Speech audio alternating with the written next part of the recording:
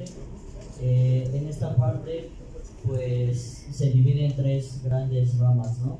Una es drones, otra es humanoides, que ya les hemos venido a traer muchas veces aquí a los Darwin, chiquitos, y vehículos autónomos. También tenemos las categorías clásicas como de guerra, sumo, y de guerra pues entran desde 1 libra, 2 libras, 12 libras, ya mucho más grandes, ¿no? No sé si los han visto en internet, cómo han luchado o nos han visitado en septiembre en nuestra guerra de robots ahí en Upita. ¿Sí han ido? ¿No? Bueno, están invitados todos los septiembre y cada año pues organizamos una guerra de robots y ahí hacemos diferentes dinámicas también con los robots humanoides. Lo que se está haciendo allá pues es hacerlos bailar, hacer pequeñas dinámicas, ¿no? Entonces ahorita pues trajimos 3 presentaciones. Estas chicas que van a presentar, cada una pertenece a una rama diferente dentro de la Asociación de Robótica. En primera instancia vamos a tener mi compañera Jacqueline, que es miembro el área de humanoides. También tenemos a Noemí, que es de vehículos, no sé, de drones, ¿verdad? Y Nancy de vehículos autónomos. Les van a explicar un poco de qué se está desarrollando en Upita, un poco de medicina, un poco de las prácticas que nosotros estamos haciendo y cómo ustedes, colaborando juntos, pues pueden hacer pequeñas prácticas, ¿no? Y que realmente no está tan lejos de su alcance. Entonces, le voy a dar el micrófono a mi compañera Jacqueline de la rama de humanidades. Hola, ¿cómo están? Espero que se encuentren bien y bueno, esta vez vamos a ver un tema muy interesante que me gusta mucho y que he preparado para ustedes, que es cómo se aplica inteligencia artificial a ingeniería médica.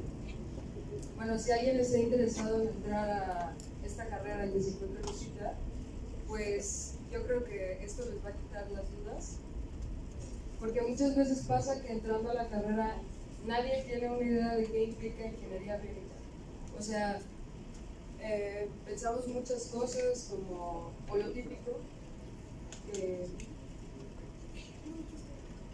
como las prótesis, pero no es lo único que se trabaja, y este tema es muy interesante, yo creo que les va a gustar muchísimo. Bueno, empezamos con referencias. Creo que esto lo va a hacer más divertido. Yo creo que siempre que vemos cine, que vemos, que leemos sobre literatura, que escuchamos sobre historia, tenemos algo ahí acerca de inteligencia artificial o algo acerca de un hombre que es una máquina que aprende a partir de conocer o de entrenarse por otro hombre. Básicamente esta idea está en muchas de las referencias que encontramos aquí. Por ejemplo, no sé, bueno, ¿han escuchado los homúnculos? Sí, ¿verdad? Lo que pasa, eso surge en la Edad Media aproximadamente, y un alquimista se dedica a desarrollar ese tema estudiándolo de manera científica y aplicando como una metodología para poder entender cómo crear a otro hombre. Homúnculo significa hombre pequeño.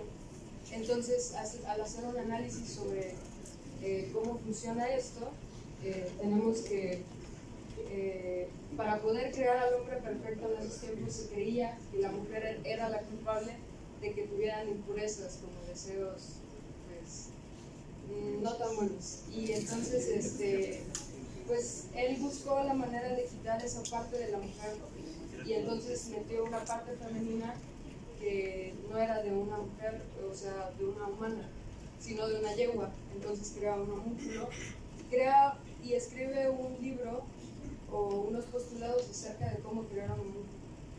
Esa es como una idea muy, muy antigua acerca de cómo hacer un hombre perfecto. Básicamente esa es una idea de lo que es inteligencia artificial. Otra idea que tenemos es, ¿han visto Ghost in the Shell? Es muy buena, es muy buena. Y bueno, básicamente trata sobre cuerpos biónicos creados de manera artificial, donde se introduce un alma humana. Tenemos Blade Runner, que tiene básicamente la misma temática que la otra, y tenemos El Hombre Bicentenario, no sé si la han visto, con Robin Williams, en la que trata sobre un hombre que trata, más bien un humanoide que trata de estudiar al hombre durante muchísimo tiempo y trata de entender como las emociones que posee un ser humano.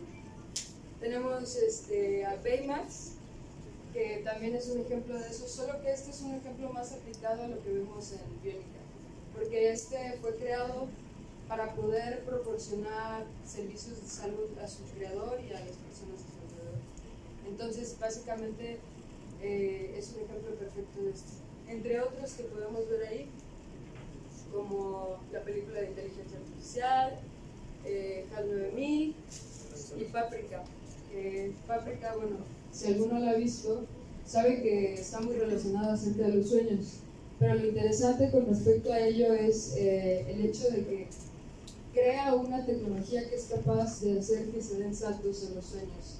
Y pues no estamos muy cerca de ver esa clase de cosas, pero sí vemos, podemos ver a partir de imagenología, por ejemplo, cómo ver la actividad cerebral mientras alguien está durmiendo o teniendo pesadillas. Es súper interesante porque también genera estrés y genera un tipo de ansiedad, y eso tiene ciertos patrones en estas imágenes que se generan a partir de la imagenología.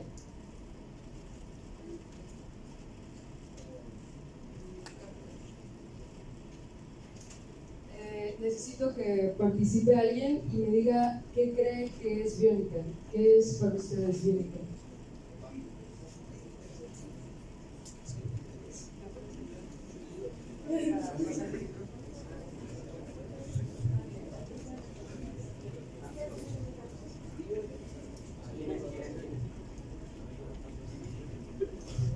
Entiendo, hombre.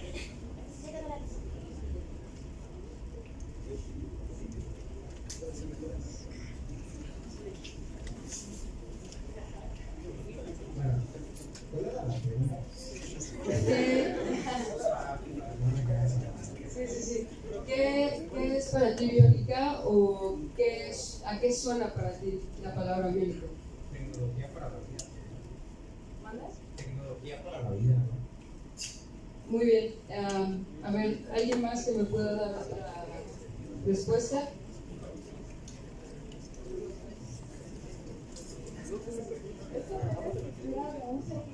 Y aplicarla a la tecnología. Muy bien, muy bien. ¿Alguien más quiere dar otra respuesta? Bueno, efectivamente, biónica como tal, la palabra como tal, que es biónica, implica no solamente el estudio de una estructura para aplicarlo al diseño, sino más bien es el estudio de cómo se estructura, cómo podemos hacerla funcionar para hacer una mejora para las vidas humanas, en este caso. Y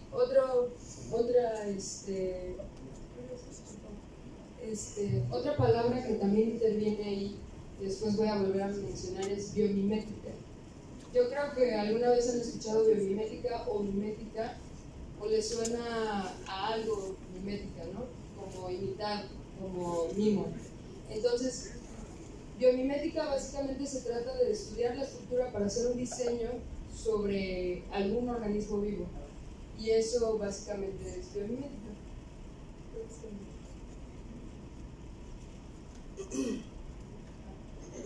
Aquí tenemos dos personas muy importantes en el área de biónica, que es Jack Steele, que empieza a hacer estudios sobre biónica, y acuña por primera vez el término.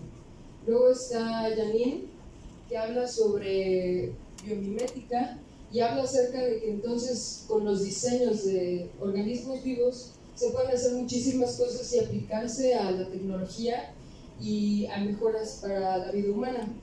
Pero también tenemos algo muy interesante, que es Leonardo da Vinci. Sabemos que ese hombre hizo muchos estudios de todo tipo, pero con respecto a nuestro tema de hoy, hizo investigaciones para hacer aplicaciones que se pudieran usar por los seres humanos sobre animales. Hizo un estudio sobre las aves en el cual crea un modelo como parecido a las alas del avión para poder pues volar. Entonces él se dedicó a hacer estudios acerca de insectos, animales, cosas que estaban en la naturaleza para poder imitarlas.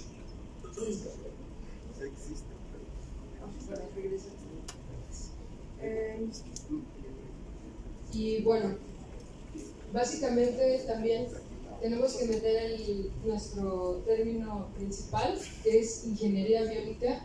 Ingeniería biónica en sí es la aplicación de la biónica a los procesos industriales, a los procesos y a las innovaciones tecnológicas que podemos crear, como son prótesis, como son la arquitectura. O sea, a veces nos quedamos cortos imaginando todo lo que podemos hacer con ingeniería biónica. Y algo que me impresiona bastante, ¿podrías revisar ahí? Es cómo la arquitectura se puede ocupar en cosas que están en la naturaleza. Y cómo es que podemos ver que estructuras arquitectónicas se pueden inspirar en el cuerpo humano, como es esa que está ahí. Al ver la torsión del cuerpo, puede hacerse un estudio y podemos observar la estabilidad que genera esa posición. Y eso nos da un índice de que puede generar más estabilidad para una estructura. Bueno, ahora necesito a algunos que me contesten qué creen que es inteligencia, nada más.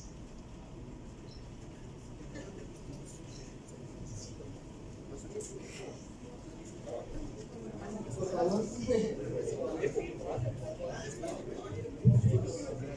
Para mí, inteligencia artificial sería la capacidad, inteligencia es la capacidad para resolver problemas de nuevas formas, ¿no? Ok, muy bien. ¿Alguien más? ¿Nadie más? Bueno, sí, inteligencia básicamente es la capacidad de hacer una toma de decisiones. No solo una toma de decisiones como tal. O sea, podemos hacer una toma de decisiones a partir de experiencia o a partir de solamente observar o escuchar. Y entonces la inteligencia no solo está basada en lo que haces, sino también lo que no haces. Y básicamente es nuestra adaptación a poder resolver situaciones. Y bueno, antes de hablar de quiénes son los pioneros de la inteligencia artificial es básicamente, más bien la aplicación de la conciencia humana o la inteligencia humana para representarla o mimetizarla en las computadoras. Y eso se hace con programación y con también algoritmos, entre otras cosas. No es tan sencillo, de hecho no es nada sencillo, y es un desarrollo que ha tomado muchísimo tiempo, y lo podemos ver que desde antes de estas innovaciones o de estos acontecimientos importantes para la inteligencia artificial, tenemos también que al principio se creó una computadora que podía sumar y restar, o algo más parecido a una calculadora, ¿no? Y esto era el primer índice de que tal vez una computadora podía hacer cosas que nosotros podemos hacer. Lo que tenemos también es que las bases de la inteligencia artificial fueron sentadas por Warren McCulloch y por Walter Potts, quienes crearon por primera vez un modelo sobre las neuronas, y ahí tenemos un indicio de un tema del que después vamos a hablar, y es que las redes neuronales que tenemos nosotros son aplicadas también para el funcionamiento de la inteligencia artificial. También tenemos a Alan Turing, que hizo una prueba que definía si una computadora es o no capaz de pensar o de tomar decisiones. Y por último, quien acuñó el término de inteligencia artificial, McCarthy. Estos hombres son muy importantes, entre otros, en la actualidad han desarrollado otras cosas como Minsky, quien habla sobre algo que se llama perceptrón, que es un modelo que nos ayuda a entender o desarrollar mejor lo que es inteligencia artificial. ¿Cómo se relacionan entre sí? Tenemos muchas innovaciones que son capaces de darnos, o más bien que son ejemplos muy interesantes de cómo se relaciona la inteligencia artificial y la biónica. Tenemos, por ejemplo, las redes neuronales. Las redes neuronales son estructuras que funcionan para hacer una toma de decisiones oculta para dar una respuesta más acertada a lo que estamos metiendo de información. En la siguiente diapositiva les explicaré, o más bien un video les dejaré un poco más claro cómo funciona y yo les daré un ejemplo de cómo es que funciona. Tenemos también la prótesis de Luke Skywalker, que es la que está al lado del diagrama de redes neuronales, que es una prótesis que ya es capaz de proporcionar la sensación de texturas. O sea, esto es muy impresionante porque cuando pensaban que gracias a una extremidad artificial iban a recibir sensaciones como lo hace una mano normal, una mano natural. Tenemos a Siri, o también tenemos a Alexa, que son inteligencias artificiales que aprenden a partir de lo que les pedimos, o lo que les preguntamos, o lo que buscamos. Entonces, esto pues es muy extraño, y es mi tema el que les voy a presentar hoy, pero es muy interesante porque cómo una computadora puede darnos mejores respuestas, cómo puede aprender y darnos respuestas que a veces solo pensamos y ya están en comerciales, en Facebook, en Google, en YouTube, en Instagram. Todo eso es parte de esa clase de inteligencia artificial. Tenemos a Sofía, que es un humanoide que es capaz de dar respuestas. Y por último tenemos a ese robot que se llama Fedor, que es un robot que mandaron a Rusia, que los rusos mandaron al espacio para hacer estudios sobre, me parece que Marte, y junto con otro astronauta, y esta va a tener pruebas que son secretas, al parecer, para poder hacer análisis de cómo es la vida ahí, más bien los ecosistemas que existen, la temperatura, cómo se podría establecer nuestra vida en otro planeta. Y bueno, yo creo que todo esto a veces supera lo que nosotros vemos solo en internet, porque a veces vemos muchísimos anuncios y piensas, wow, ¿cómo es que esto me da lo que yo estoy buscando? ¿Cómo es que me aparece un anuncio de Amazon de, no sé, cómics, zapatos, cosméticos? Bueno, con solo hacer búsquedas en Google, almacena tu información y entonces da respuestas. Sigue aprendiendo, todo el tiempo aprendes.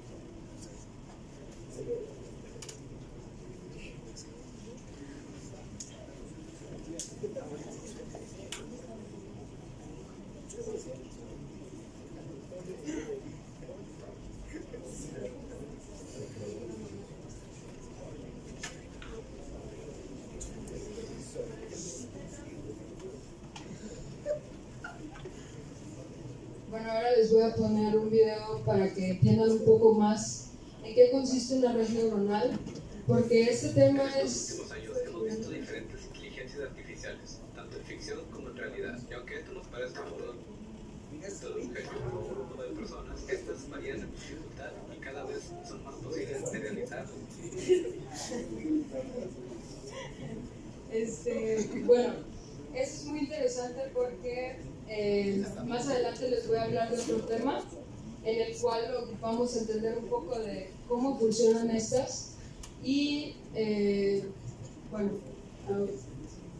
presten un poco de atención. En estos últimos años hemos visto diferentes inteligencias artificiales, tanto en ficción como en realidad, y aunque esto nos parezca producto de un genio o un grupo de personas, estas varían y cada vez son más posibles de realizar desde la comunidad del web. Existen diferentes métodos para crear una inteligencia artificial.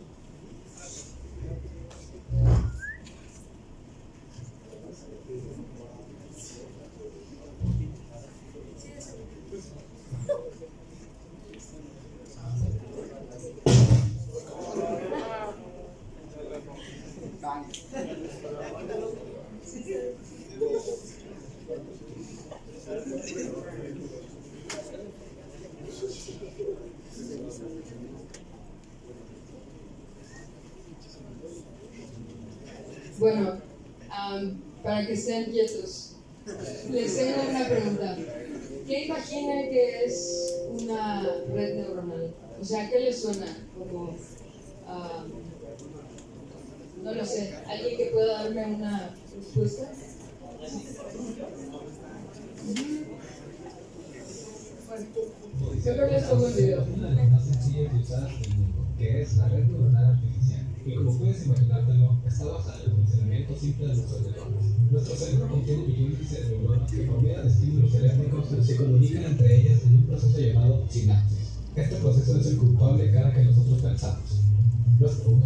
En estos últimos años hemos visto diferentes inteligencias artificiales, tanto en ficción como en realidad, y aunque esto nos parezca producto de un genio o un grupo de personas, estas varían en dificultad y cada vez son más posibles de realizar desde la comodidad del hogar. Existen diferentes métodos para crear una inteligencia artificial. Esta vez veremos una de las más sencillas y usadas del mundo, que es la red neuronal artificial. Y como puedes imaginártelo, está basada en el funcionamiento simple de nuestros neuronas. Nuestro cerebro contiene millones de neuronas que por medio de estímulos eléctricos se comunican entre ellas en un proceso llamado sinapsis. Este proceso es el culpable cada que nosotros pensamos. Tomando este concepto, se formula la red neuronal artificial, la cual iguala a una biológica entre entradas y salidas que se conectarán a otras neuronas, que en este caso se le llaman nodos, los cuales se catalogan de la siguiente manera: nodos de entrada, aquellos que reciben información del exterior; nodos de salida, aquellos que transmiten la información al exterior; y por último, están aquellos que no tienen ningún contacto con el exterior y solamente intercambian información con otros nodos de la red. A estos se les llaman nodos ocultos. En cualquier tipo de red, los nodos ocultos se encuentran fuertemente interconectados entre sí, organizándose por capas, ya sean monocapas si contienen una sola, o multicapas si contienen más de una. Estos adquieren un valor de los nodos de entrada que se va modificando en un proceso llamado aprendizaje. Existen diferentes algoritmos para basar el comportamiento de los nodos ocultos, que dictarán qué conexiones serán más o menos significativas. De esta manera, se toma una decisión sobre qué entrada es más importante en base al modelo que se esté aplicando. Una vez teniendo estructurada nuestra red, se pasa a la fase de aprendizaje y entrenamiento, donde por medio de patrones objetivos, los valores de los nodos se ajustan de forma iterativa hasta que se muestran respuestas satisfactorias. Es decir, en base a ello, la red sabrá cuándo crear, destruir y modificar nodos para dar respuestas óptimas para el conjunto de patrones de entrenamiento. Para este proceso podemos distinguir de tres tipos de aprendizaje. Aprendizaje supervisado. La red dispone de patrones de entrada y de salida que queremos obtener para una cierta entrada de información, y en función de ello se modifican los nodos juntos para ajustar la entrada a la salida. Será capaz de predecir el valor correspondiente a cualquier objeto de entrada, después de haber visto una serie de ejemplos. Aprendizaje no supervisado. Consiste en no proporcionar a la red los patrones de salida, sino solo los de entrada, y dejar que la red los clasifique en función de características comunes que encuentra entre ellos. Aprendizaje híbrido. No se proporcionan los patrones objetivos, sino que solo se le dice si la respuesta acierta o falla ante un patrón de entrada. Una vez que la red está entrenada, puede utilizarse para hacer predicciones o clasificaciones de diversas cosas. Ahora que sabes los conceptos básicos que forman una red neuronal, ¿no te gustaría ver un ejemplo? Dale clic al video para ir al canal de mi compañero Héctor Pulido, quien programará una red neuronal.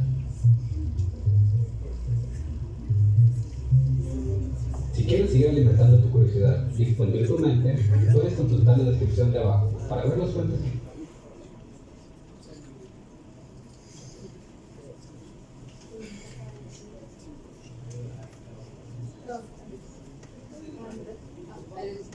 Bueno, ahora vamos a hacer un juego.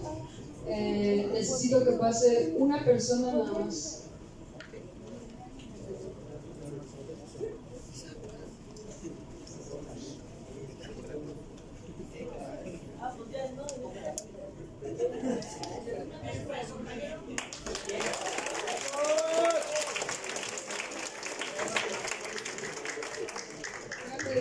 Solo vamos a voltear a ver allá, ya sé que ya pasaron las imágenes, pero bueno, mira hacia allá, no voltees hacia atrás.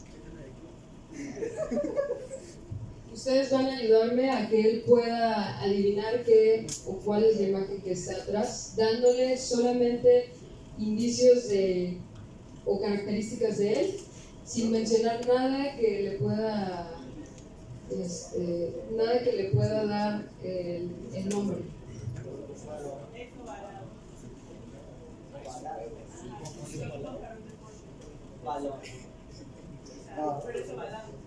Americano. Bueno, vamos a hacer otro.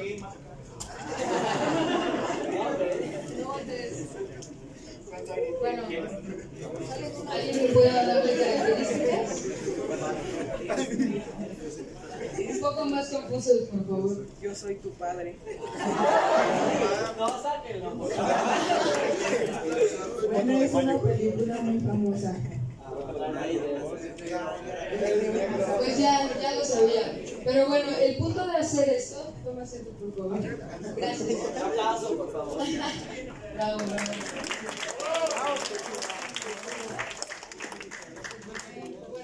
El punto interesante de hacer esto es que así como funciona la recepción de información para él de algo que no conoce del todo, es como funciona una red neuronal.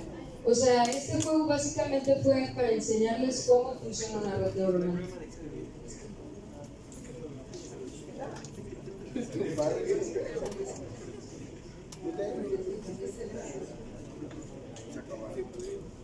Bueno, se puede explicar de maneras muy sencillas porque pues, está basado en la forma en que razonamos y también que esta se entrena a partir de darles características o nombres y a veces estas funcionan a partir de librerías que ya están preparadas para que pueda analizar a partir de una palabra nada más. Como pasa aquí que tenemos gato, perro o mesa. Y está clasificado en animal, sustantivo, masculino, femenino, si ladra, si no ladra o si es de madera. Entonces, lo que pasa en el nodo oculto es algo que no sabemos cómo funciona. Por eso se dice que las redes neuronales funcionan parecidas a una caja negra. Porque sabemos, y hay muchas clasificaciones de ellas, y lo único que sabemos de ellas es cómo empieza a relacionar las cosas. Pero en realidad lo que pasa dentro no lo podemos ver. O sea, no es un modelo transparente, es un modelo de caja negra. Y entonces este nos da respuestas y genera relaciones y resulta que nos da respuestas correctas. Es increíble porque, pues, ¿cómo es que algo que no te enseña su funcionamiento te da las respuestas que estás esperando?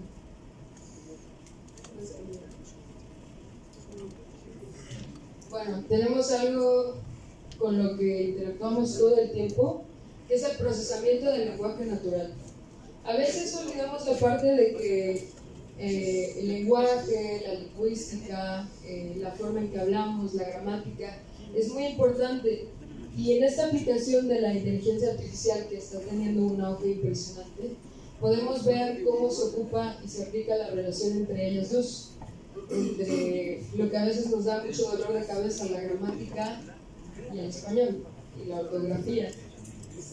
Bueno, el procesamiento del lenguaje natural consiste en sistemas que funcionan para detectar emociones, para hacer traducciones, para dar respuestas, todo esto a partir de analizar nuestra sintaxis, que es cómo se estructura una frase, cuál es el mensaje central de una frase. Básicamente eso es la sintaxis. Y también funciona a partir de algo que se llama semántica, o sea, dar un significado, o más bien estudiar el significado de una palabra para una cantidad de hablantes. Entonces, todo esto es muy importante para esta inteligencia artificial, o para esta aplicación de la inteligencia artificial, porque aunque a veces pensamos, pues yo entiendo que me digan pásame eso, ¿no? Pero eso que tú entiendes que tienes que pasar, tiene un mensaje, tiene una comunicación, y la comunicación es muy importante porque para una computadora hay que definirlo todo, no hay que dejar nada, digamos, al aire libre nada más. Entonces, es una aplicación que me gustó mucho para ustedes porque la vemos en Facebook, otra vez la vemos en el traductor de Google, la vemos en chatbots, no sé si han alguna vez usado chatbots. Entonces, están muy familiarizados con ello, pero me pareció interesante darles este ejemplo para que vieran más o menos qué hay dentro de todo esto con lo que vivimos ya en la normalidad. Bueno, ya les dije qué es. También utiliza el conocimiento del léxico, o sea que se nutre a partir de la cantidad de palabras, el sentido de las frases, y también nos sirve para hacer análisis y síntesis de textos. Y todo esto pues es complicadísimo porque ahora para saber qué sentido le da uno a una palabra y otro a otra palabra, a una frase o un escrito, pues hay que hacer un estudio muy, muy largo acerca de qué es lo que nos está queriendo decir.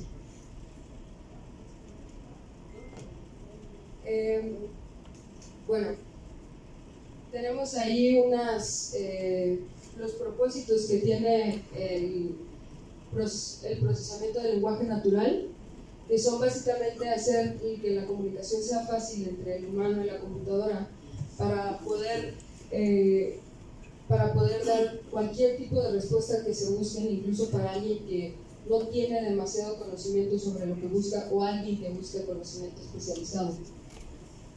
También lo que se hace aquí, el segundo punto es que realice análisis sobre textos, sobre el mensaje que quieres decir. No sé, a veces usan sarcasmo y el sarcasmo no es fácil de definir para una computadora.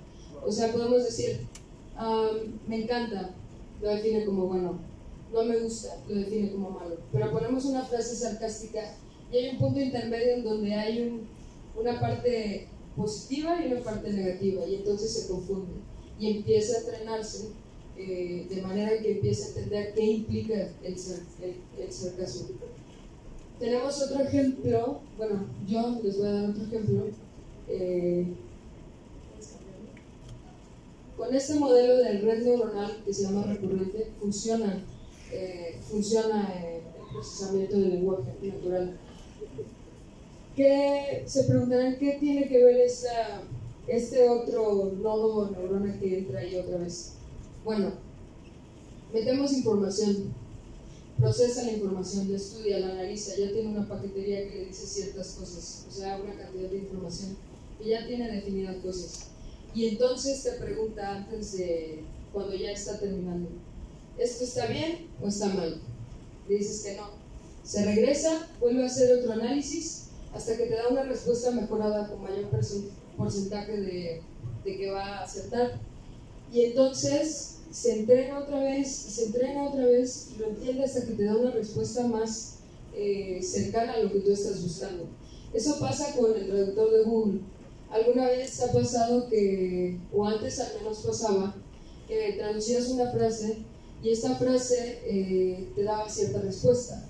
Y para cuando te daba la respuesta te decía, ¿es esto? ¿Está bien o está mal? Decías que no. Entonces regresaba y entonces empezaba a hacer otro análisis. Y ya para cuando alguien más le pedía una frase parecida, ya tenía una mejor respuesta. Ahí tenemos el ejemplo que les decía, que era sobre el análisis de sentimientos. Pues ahí tenemos, me encanta, lo pone como positivo. Muchos fallos lo pone como negativo. Y la frase de 35 minutos para tener una taza de café, buen trabajo, es una respuesta sarcástica y entonces no sabe bien cómo categorizar. Y a partir de ello aprende. También tenemos lo que pasa con SwiftKey, que pues a veces ya vamos a terminar la frase y nos da la palabra, ¿no? A todo el mundo nos ha pasado eso. Y es muy extraño porque a veces pensamos, ¿cómo diablos hace eso? ¿Cómo funciona eso? Y entonces, pues lo único que hace es estar estudiando todo lo que hacemos, lo que escribimos todo el tiempo, y genera respuestas que seguramente son lo que tú pensabas poner.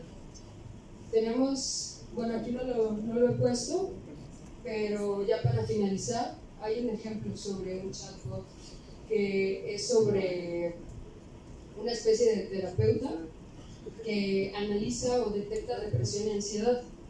Y pues tiene como un tipo de plática contigo, y a partir de eso hace pues otra vez análisis de sentimientos, y entonces mejora para darte una ayuda, y después de eso sigue mejorando y sus respuestas van teniendo mejores calificaciones para cuando otras personas ya interactúan con él. Entonces, el procesamiento de lenguaje natural es algo que nos suena un poco aburrido, tal vez, pero tiene bastante importancia, y nosotros no entendemos muchas veces las cosas que hacemos, las que vemos, las que escribimos, ni tampoco la cantidad de información que le damos a todo lo que ahora está en internet. O sea, todas las aplicaciones guardan toda nuestra información y hacen análisis para dar respuestas óptimas, respuestas que estás buscando y que ya no tienes que buscar porque seguramente ya te apareció en un comercial. Y bueno, a veces da miedo, pero la finalidad de esto es mejorar lo que busca el consumidor, el cliente. Y más allá de tener como una parte mala, tiene una parte buena, porque, por ejemplo, se dice que Siri y Alexa todo el tiempo están guardando o captando toda la información que hablamos. ¿Quién sabe si eso sea cierto? Pero lo único que sabemos es que si eso funciona así, nos está dando mejores respuestas todo el tiempo, y nosotros pues agradecemos eso, porque aunque nos asusta, pues ya nos aparece que queríamos comprar un PlayStation antes de buscarlo, ¿no? Nos aparece un nuevo modelo de un nuevo videojuego y nos aparecen comerciales. Entonces es muy impactante, y bueno, espero que les haya gustado este tema y que les haya causado interés, porque hay muchas otras cosas que se pueden estudiar con inteligencia artificial, y pues en nuestra carrera, que es biónica, podemos ver mucho de lo que se puede hacer en inteligencia artificial. Gracias.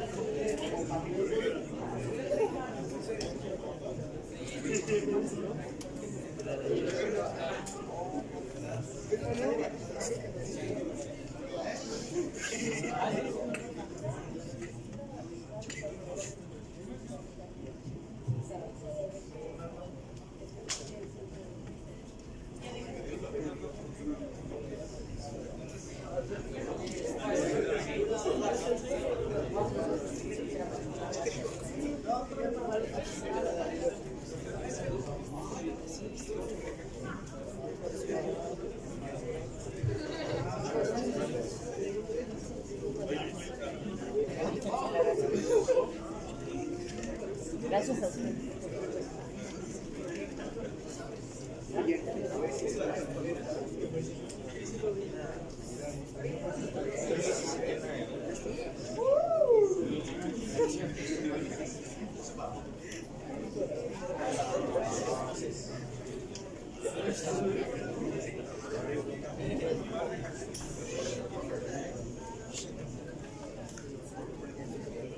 chavos, entré en la carrera de Ingeniería Biónica, me soy Lupita y soy miembro activo de la Asociación de Robótica, la rama de control inteligente.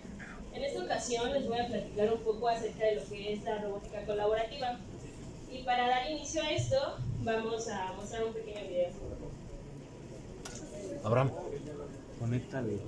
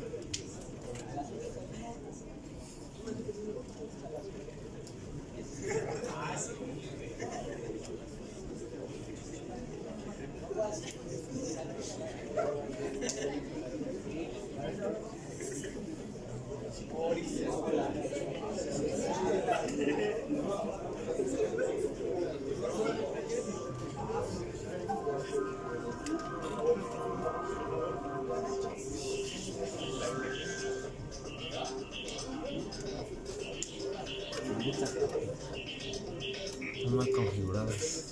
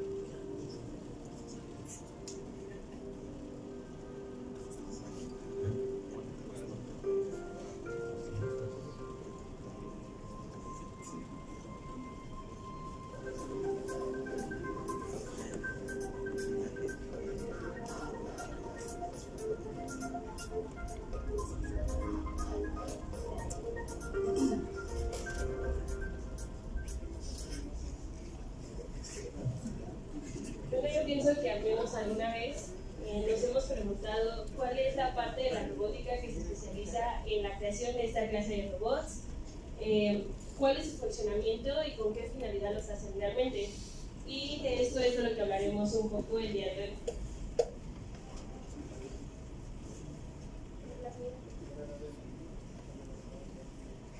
Actualmente se sabe que o se busca que la mayoría de los procesos estén automatizados, pero ¿por qué o con qué finalidad lo hacen? La primera de ellas es que todo proceso que tenga un bajo valor añadido será automatizado. Procesos tales que sean como de logística, como el etiquetado, el empaquetado dentro de una fábrica, o también aquellos que tengan que ver con el control de calidad. Otra parte por la cual se automatiza son operaciones que sean repetitivas para lograr que la calidad en cuanto a los procesos sea la misma y sea consecutiva. Además de que va a evitar que los operarios realicen tareas no ergonómicas. Estas son aquellas en las que estén forzados a mantener una postura rígida o que sea incómoda durante la línea de producción.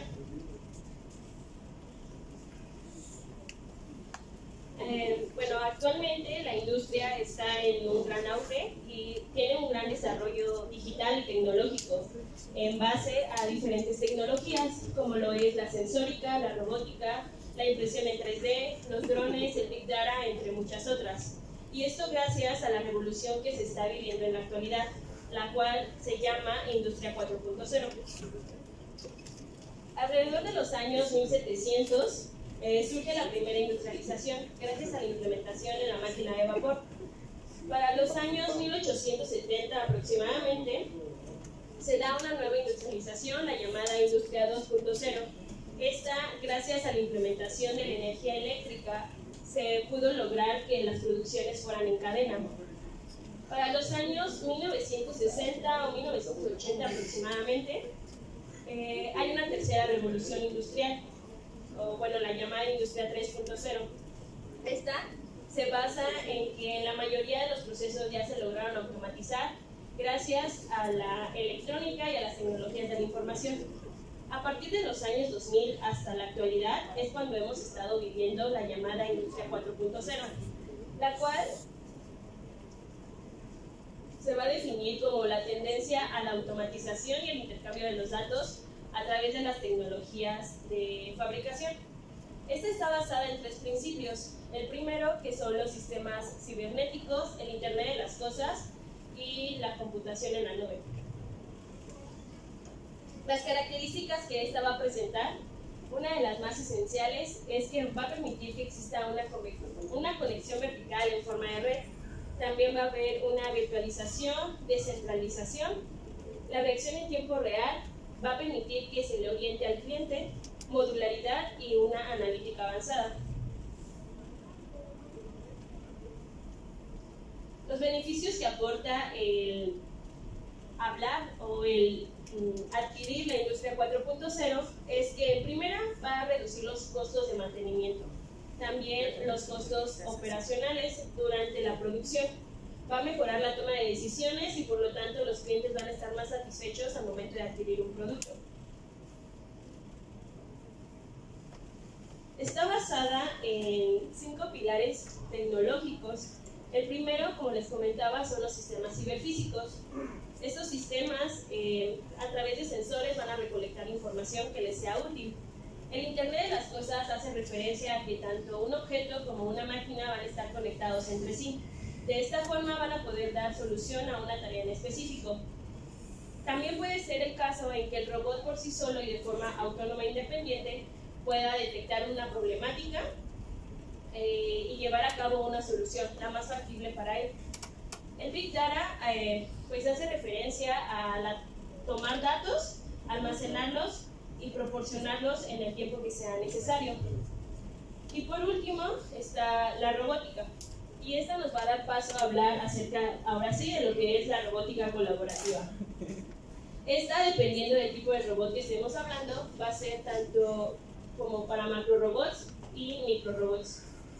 Para empezar, los macrorobots, también llamados cobots, están diseñados para interactuar con los humanos. Lejos de reemplazar la mano de obra humana, estos son más como ayudantes. Van a evitar que los humanos realicen o dejen de realizar las tareas que son repetitivas y cansadas o que incluso llegan a ser aburridas para los trabajadores. Y más bien van a permitir que ellos se enfoquen en tareas que tengan que ver con más precisión o que se necesite de un razonamiento más profundo.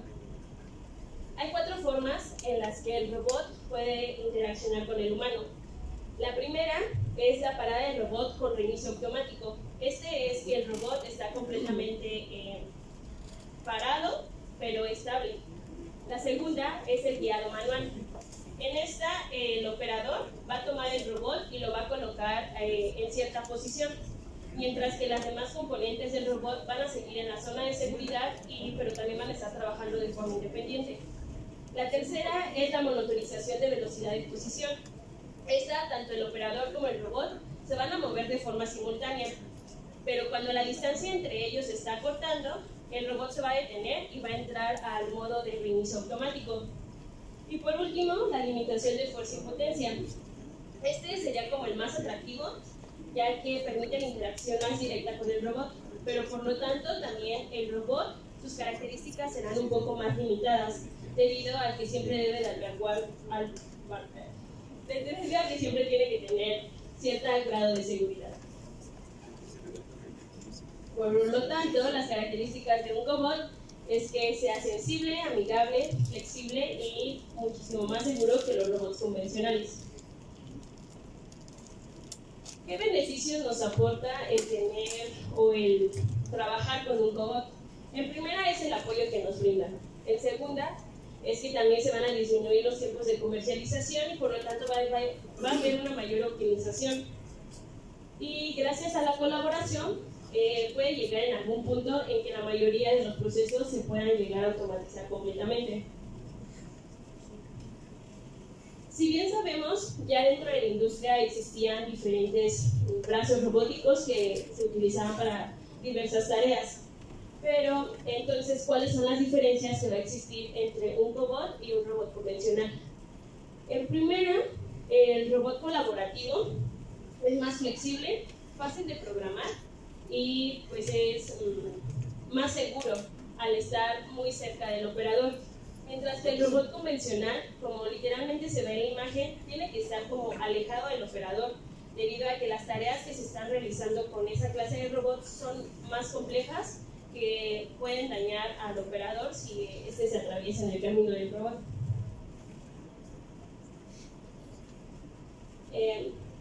No es factible utilizar los cobots en cualquier tipo de actividad. En donde sí se pueden utilizar son en operaciones de montajes o que tengan que ver con el control de la calidad. Donde aún no se están aplicando o no se deben de aplicar son en operaciones de soldadura, pintura y operaciones de mecanizado. Con lo que hemos visto hasta ahorita, ¿alguien de ustedes me puede decir por qué justo en estas actividades no se puede hacer uso de un cobot? Bueno, en el área de la soldadura, tanto por el manejo de las corrientes tan altas, la temperatura y la radiación que puede emanar hacia el operador. Sí, está bien. ¿Alguien más? ¿En otra aplicación?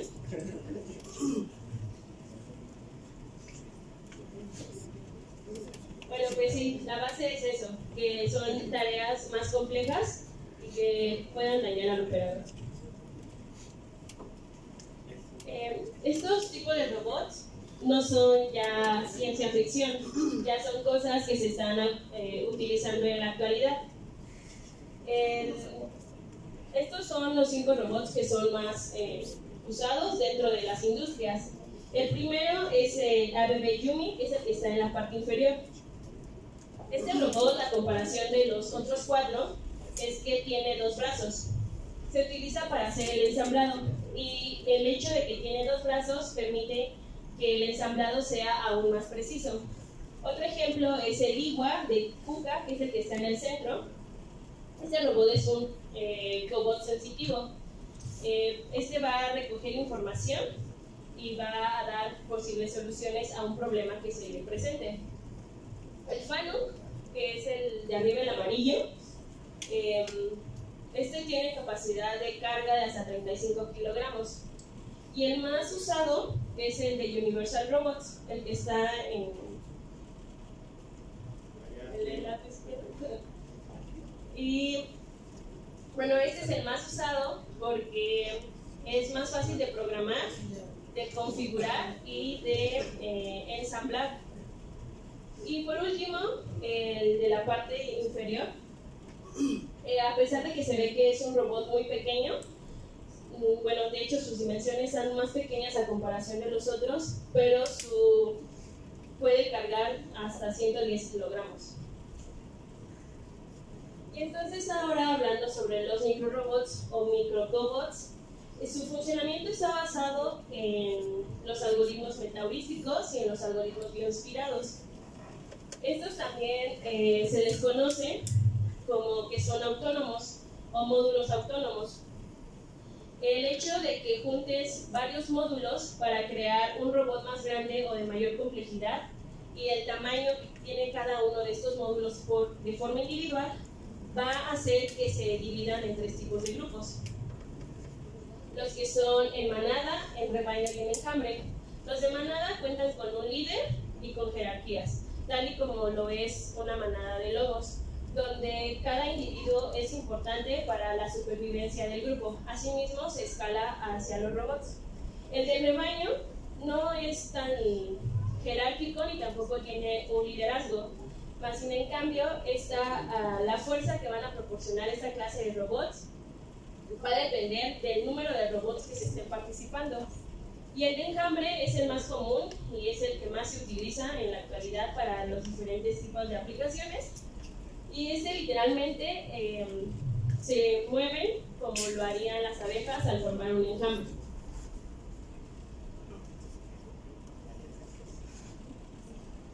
Pero les había comentado que son basados en la heurística o los algoritmos metaheurísticos.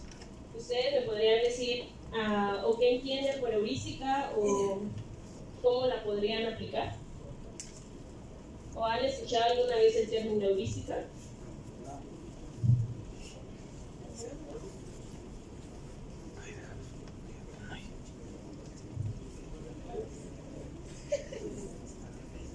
Bueno, pues la heurística son procedimientos simples que a menudo están basados más en la intuición o en el sentido común. Van a proporcionar un beneficio o una ayuda, aunque no siempre va a ser la más óptima para la solución de algunos problemas. Las características de esta es que es simple, precisa, coherente, entre muchísimas otras, como lo podemos ver, adaptable y autónoma. Existen diferentes tipos de metaheurística, pero nos centraremos en las que tienen fuentes de inspiración, porque es aquí donde entran los algoritmos bioinspirados. Y como ya se los había mencionado, la biomimética es una ciencia que se encarga como de estudiar la naturaleza para ver qué aplicaciones podemos hacer en base a cómo se comportan ciertos sistemas naturales. Y es aquí donde entran lo que son los algoritmos bioinspirados. Estos pues van a simular el comportamiento que tiene la naturaleza para aplicarlos a la tecnología. Las imágenes que se muestran son como las que se mostraron en el video. Estos no son microcobots ni tampoco son robots colaborativos, más sin en cambio sí están su fundamento basado en la naturaleza, por lo tanto en algoritmos bioinspirados. Y por último, vamos a ver algunas aplicaciones de los microrobots. El primero, que también se mostraba en el video, son los microtubs. Estos son pequeños robots de 9 gramos que soportan o que tienen una fuerza de hasta 10 newtons. Y su modelo más grande, por así decirlo, pero son 12 gramos nada más, y soportan pesos, o bueno, tienen una fuerza de hasta 40 newtons. Su funcionamiento o su inspiración fue en cómo se mueve el cuerpo de un gusano y también en las patas adhesivas de esos animalitos.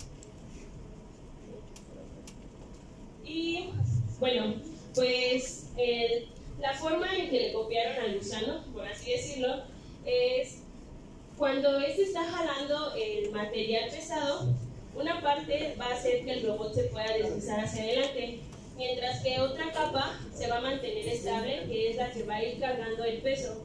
Por eso, pues, sí se veía en el video cómo se movía primero el robot, se esperaba un momento y jalaba el material, y así es como pues, se mueven los gusanos. Y las patas adhesivas es porque también este robot puede escalar. Por lo tanto, alguna de las aplicaciones que podría hacerse uso de este robot sería en la industria para mover maquinaria pesada de un lugar a otro, también para la construcción o incluso en alguna emergencia.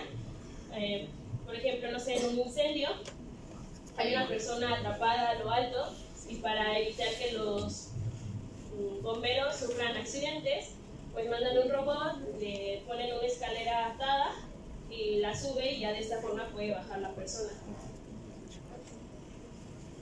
Otro ejemplo son los kilobots.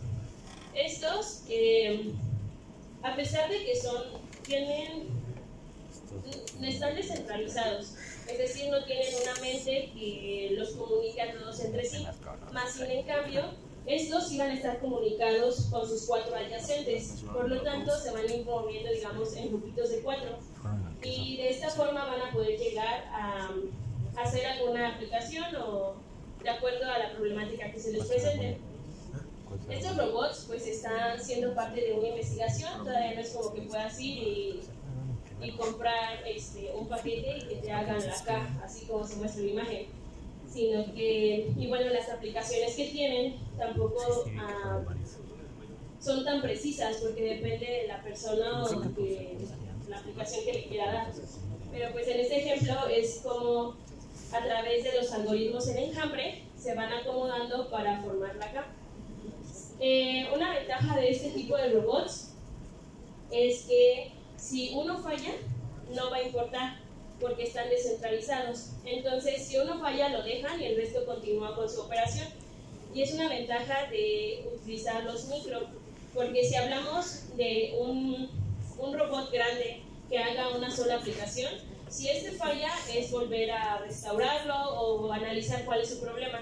Más sin en cambio, si utilizas muchos que hagan la misma función que el grande, estos pequeñitos, como van a estar descentralizados, si uno falla, pues no va a importar, siempre se va a mantener la posición que tenga la mayoría de ellos. Otro ejemplo son los RoboBees.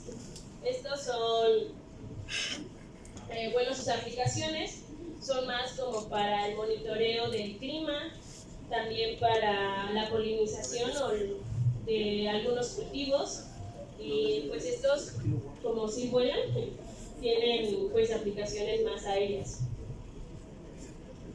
Los respirocitos, estos son más nano que micro y son glóbulos rojos artificiales. La ventaja de estos a comparación de un glóbulo rojo natural es que al introducirlo al torrente sanguíneo van a producir 236 veces más oxígeno que un glóbulo rojo natural.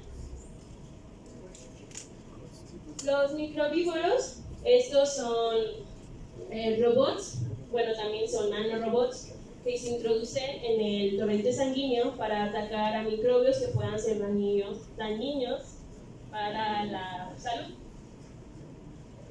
Y el robot bacteria, tal cual como se ve en la imagen, es literalmente una bacteria artificial y también cuenta con flagelos.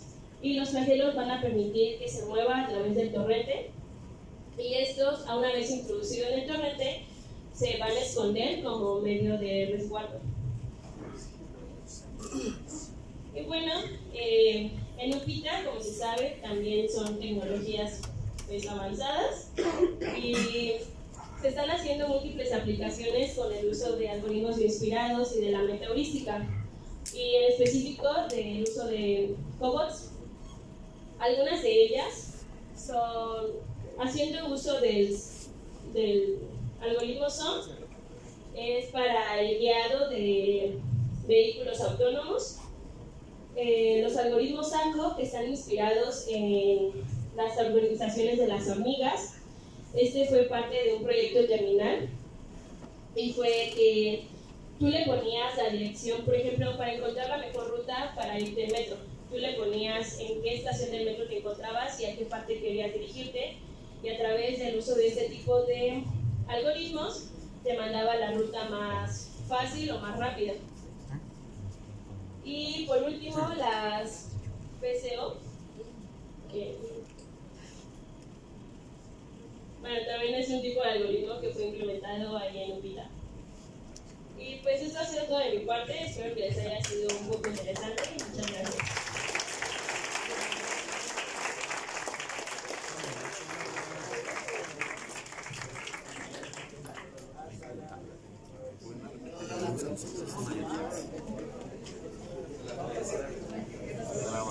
Lo que es medicina para ustedes.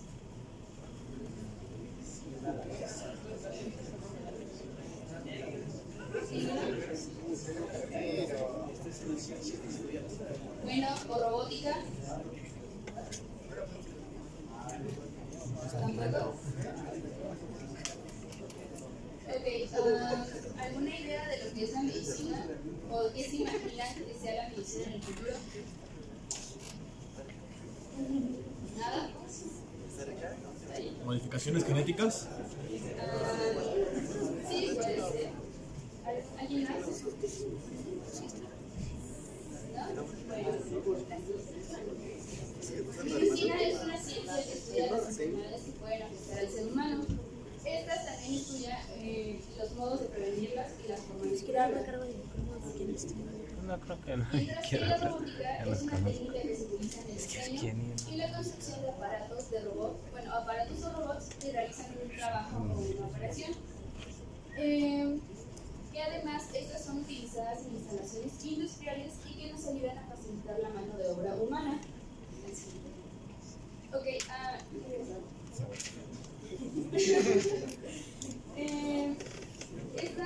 la robótica ha llegado a revolucionar todo lo que es el campo de la medicina, puesto que no solamente hay avances como en robótica o solamente en el campo de la medicina, sino que nos han permitido la recuperación de sentidos. ¿Alguno de ustedes se puede imaginar perder la vista y que, no sé, retrocedamos años atrás y nos digan, bueno, ya no puedes ver, pero dentro de 2 años vas a poder volver a ver? ¿Se lo podrían creer? La verdad. Bueno, pues así es esto. Ahora ya es actualmente una realidad que puedas recuperar un sentido o incluso si perdiste una extremidad, puedas tener una prótesis que pueda manejarse mediante sensores y puedas sentirlo como si fuera tu propio brazo. También estas nuevas tecnologías son muy inteligentes, puesto que mediante sensores nos ayuda, bueno, le ayuda al cirujano poder intervenir en una operación, pero siendo menos invasiva, menor tiempo de intervención y por supuesto menor tiempo de recuperación. Ok, tenemos como ventajas y desventajas. En las ventajas tiene una mayor velocidad, por lo tanto en una operación de 8 horas podría reducirse a una de, no sé, tal vez de 4 horas, lo cual es algo realmente rápido.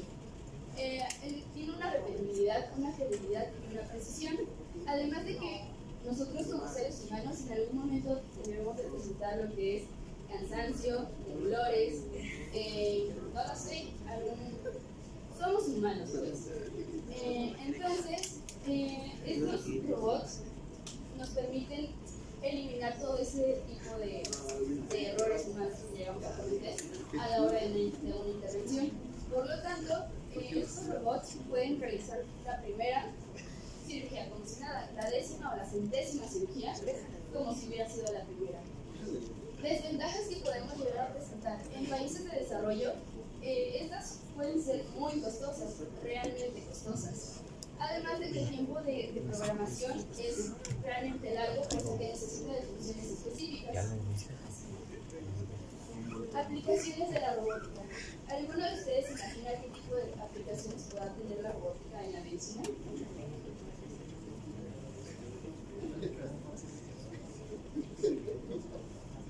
¿No se imaginan qué aplicación podría tener? Poder combatir enfermedades. Ajá,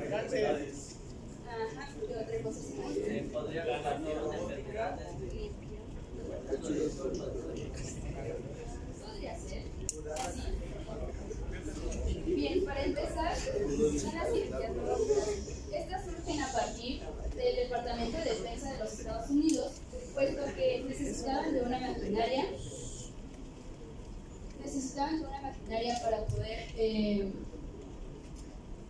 realizar o dar indicaciones de poder intervenir en el campo de batalla.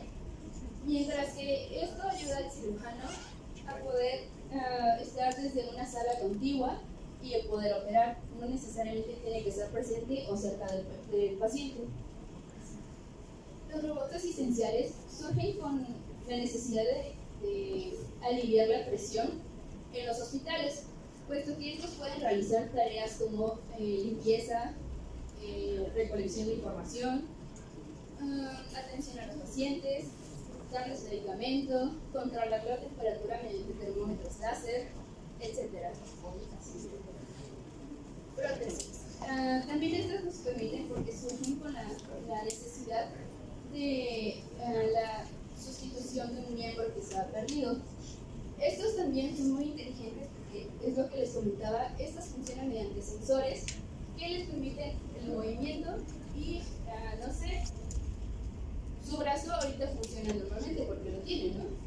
Entonces, cuando es una pieza metálica es muy difícil controlarla. Por lo tanto, se le colocan los sensores y mediante señales que recibe del cerebro pueden moverse como si fuera de ustedes. Es muy interesante esa parte. Las órtesis activas. Estas también se pueden definir como la ropa robótica, puesto que se pueden colocar en el cuerpo, haciendo que el paciente que perdió alguna extremidad pueda recuperar el movimiento que tenía anteriormente. La terapéutica. Esta se puede utilizar en el ámbito hospitalario, domiciliario o ambulatorio. Esto no necesariamente necesita estar dentro de un hospital, puesto que la recuperación de una pérdida de una extremidad es realmente, ¿cómo podría definirlo? Te agota mentalmente, ¿no? Por así decirlo. Entonces, muchas veces estos robots nos permiten estar en nuestras casas, recibiendo nuestra propia terapia en un lugar más cómodo, donde nosotros podamos estar no presionados, ni mucho menos como ustedes se sentirían en un hospital, ¿no? Se sentirían muy estresados, ¿no? Estos simuladores le ayudan a los cirujanos a poder practicar intervenciones y no solo practicarlas, sino que a la hora de llevarlas a cabo poder accesar a lugares donde realmente el ser humano no puede. Entonces, estos realmente pueden brindar la información al cirujano de cómo llevarla, de por dónde entrar, o cosas que no se sabía anteriormente. Así. Estos robots de almacenaje y distribución de medicamentos, anteriormente había mucho error en cuanto a la dispensación de los medicamentos en las farmacias u hospitales. Por eso mismo crearon eso. Este robot que ven, bueno, es una maquinaria, pero en realidad es el modelo de Homerus. Este robot nos permite que el paciente pueda adquirir su medicamento a tal hora dependiendo el nivel de cuántos medicamentos tenga. O sea, tiene varias distintas como código de barras y eso le puede permitir identificar si lo necesita o no lo necesita, evitando lo mismo que sucedía anteriormente de la mala definición. Tenemos varios ejemplos, pero yo solamente les voy a hablar de dos porque son muy conocidos y son como que los más relevantes en este momento. Tenemos a Joan Mir, que es una señora que nació sorda debido al síndrome de Usher. Este síndrome es una enfermedad hereditaria que te impide la capacidad auditiva. Entonces, a esta señora le implantaron lo que es la cóclea, que es mediante lo que podemos escuchar, y después de muchos años pudo recuperar el sentido auditivo. Tenemos el otro caso, que es el de Al Ezra, que este señor en el 2005 perdió la vista debido a un accidente, pero en febrero del 2015 le lograron implantar lo que fue el ojo biónico. Este ojo biónico también funciona mediante señales que le permitieron recuperar su visión. Hay otro ejemplo que es como el de Argus II, que es otro ojo biónico, y él también funciona mediante las señales. Él manda las señales al nervio de tal forma que al meter el ojo biónico o tenerlo presente, pueda reconocer el tipo de color en la pared y de tal forma devolver la vista. Así. Bien, ¿alguno de ustedes alguna vez se ha preguntado qué tipo de proyectos se pueden desarrollar en UPITA? ¿Tampoco? Ok, la siguiente. Bien, tenemos el audio para detección de problemas de válvulas cardíacas. Este audio, realmente es un aparato que al pasarlo por el corazón, la válvula cardíaca es la que nos da el latido. Si esta se escucha de una forma sana, lo va a comparar con una que no.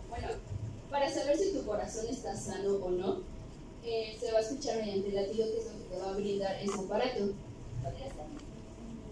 ¿Dónde está la grabación? Ahí. Silencio, por favor. No sé si les puedo.